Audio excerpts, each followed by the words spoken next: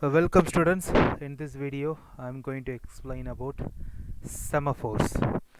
A semaphore is a integer variable, and there are many questions asked from semaphore in previous years, so we have many questions to discuss. So let's get into the what is semaphore. A semaphore is a signaling mechanism and a thread that is waiting on a semaphore can be signaled by another thread. This is different than a mutex, as the mutex can be signaled only by the thread that called the wait function. A semaphore uses two atomic operations. One is wait, another one is signal for process synchronization. A semaphore is an integer variable which can be accessed only through two operations, wait and signal. Here wait is represented as P and signal is represented as V. P and V. So a semaphore is a variable, and that variable can be accessed by wait and signal functions. There are two types of semaphore: binary semaphores and counting semaphore. Binary, which takes the values either 0 and 1s. Counting semaphores, which the variable is initialized to number of instances. For example, if I say 5 printers, then the semaphore value is initialized to 5. So then binary semaphores, they can only be either 0 or 1. They are also known as mutex locks, as the locks can provide mutual exclusion. All the processes can share the same mutex semaphore that is initialized to 1. Then a process has to wait until the lock becomes 0. Then the process can make the mutex semaphore 1 and starts its critical section. Here 0 means unlock. If the lock is opened, then a process wanted to execute the critical section can change it to 1, and it can access the critical section. When it completes its critical section, it can reset the value of mutex semaphore to 0, and some other processes can enter its critical section. So initially it is set to 0, which is no processes is running in the critical section. So if a process requested to access the critical section, it change the mutex value to 1, meaning that it is accessing the critical section. So if after accessing the critical section again a process change the value from 1 to 0, so other processes can know that no other processes is accessing critical section. This is binary semaphore. And counting semaphore, they can have any value and are not restricted over a certain domain. They can be used to control access to a resource that has a limitation on number of simultaneous accesses. The semaphore can be initialized to the number of instances of the resource, meaning if the number of resources is available 10, then it is initialized, the semaphore variable is initialized to 10. Whenever a process wants to use that resource, if it checks if the number of remaining instances is more than 0, that is, the process has an instance available, then the process can enter its critical section, thereby decreasing the value of the counting semaphore by 1. After the process is over with the use of the instance of the resource, it can leave the critical section, thereby adding 1 to the number of available instance of the resource. Here wait operation, which decreases the semaphore value, signal, which increases the semaphore value. So there is a semaphore variable which represents critical section or resources available, number of resources available.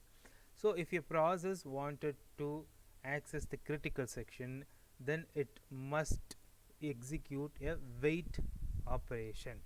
It executes a wait operation. So wait signal. that signal will decrease the value of the semaphore. And after using the resource, after accessing the critical section, the process executes a signal function which increases the semaphore value. This is how the counting semaphore is working. So you have to remember this. P means weight function. P means weight function which decreases the value of the semaphore. If there is 5P, if there is a question which says 5P operations, then you have to decrease 5 from the initialized value. If I say 10 instances and 5P operations, then 5 the value of the semaphore is 5. And then signal function, which is represented as V. V means signal, which increases the value of the semaphore. So now there is 5 instances of resources available after 5P operations. Again, I am going to say 2V operations. So here it increases the value of the semaphore, 2V. Okay, 5 which is available here, 5 plus 2 is 7. So this is how the semaphore is actually working. So P means decrease the value of the semaphore, V means increase the value of the semaphore. So this is all about semaphore concept. We will see the questions here. The first question: two atomic operations are permissible on semaphore, which are wait stop, wait hold, hold signal, and wait signal. So we seen that wait and signal, wait P, signal V. Okay, so the correct answer is D. Next question: at a particular time of computation, the value of a counting semaphore is 10. Okay, 10. At a particular instance, it is 10. Then 12P operations, and then XV operation. We don't know the number of signal operations were performed on this semaphore. If the final value of the semaphore is 7, so the final value here is 7. After 12V operations and XV operations, the final value here is 7. So now we have to find out what is the value of the X here. So 12P operations, what will do 12P operations? So we have to decrease the value from 10. So 12 minus 12 will do this minus 2. So there is the value after. So minus 2 is the value of the semaphore after 12P operation. So when we say P, it is wait operation which decrease the value of the semaphore. So 10 minus 12 minus 2 here. And then here now we have to find out the X value, number of signal operations. Now the final value is 7. So if we add so now if we now we have to find out the value of the V, number of signals which is performed. So what makes if you add what the options are 8, 9, 10, 11. If you add 8, you will get 6. If you add 8, you will get 6. If you add 9, you will get 7. If you add 9, you will get 7. This is the final value of semaphore. So okay, that's the correct. That's the final answer. So the answer will be 9. Yes, 9 V operations. Okay. And then next question: at a particular time, the value of a counting semaphore is 10.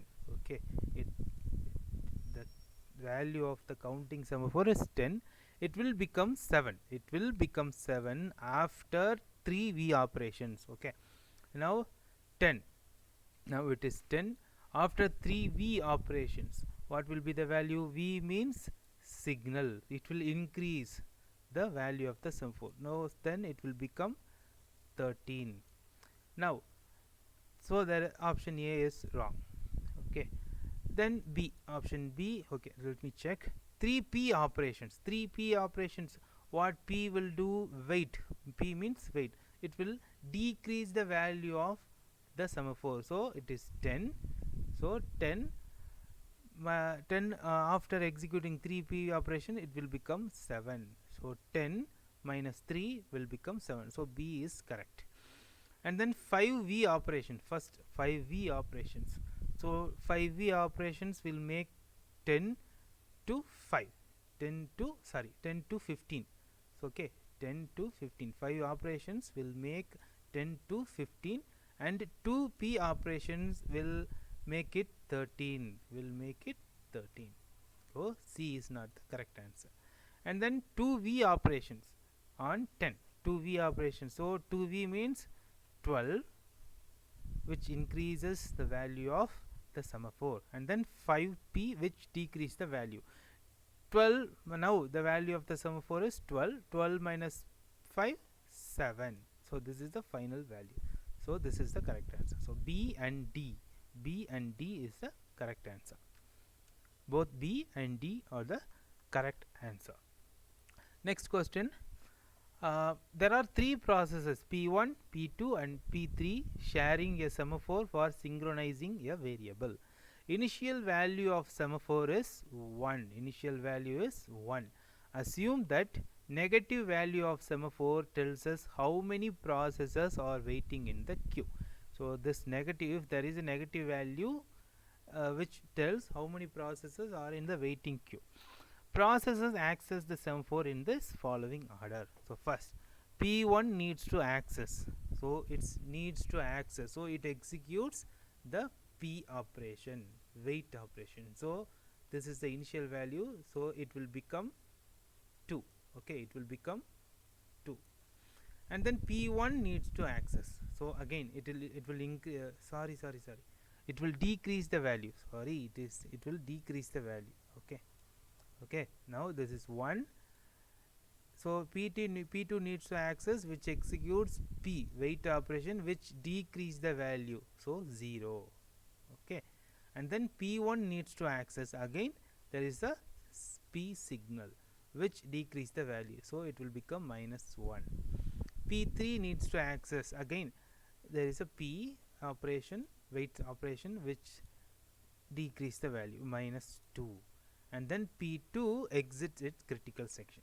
Now it's a signal operation.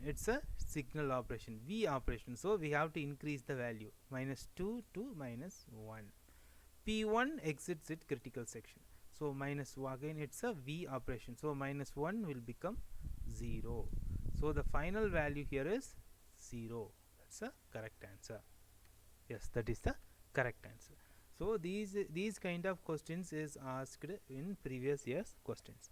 So again, next question. At a particular time of computation of the value a counting semaphore is 7.